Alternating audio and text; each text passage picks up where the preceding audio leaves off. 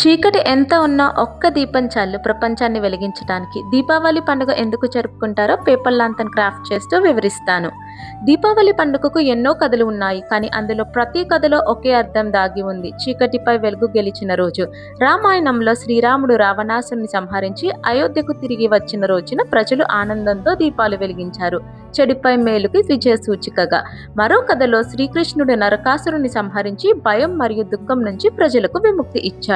ఇంకొక కథలో మహాలక్ష్మీదేవి సముద్ర మథనం నుండి అవతరించి వెలుగు, ఐశ్వర్యం మనిషికి ప్రసాదించింది.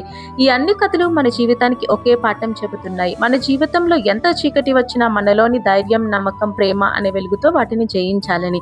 మీ మనసులో వెలిగిన ప్రతి దీపం మీ దారిని చూపే ప్రేరణగా మారాలి. ఈ దీపావళి మీ జీవితంలో ఉన్న ప్రతి చీకటిని తొలగించి ఆనందం, ఆరోగ్యం, వెలుగుతో నింపాలని కోరుకుంటూ ముందుగా అందరికీ దీపావళి పండుగ శుభాకాంక్షలు.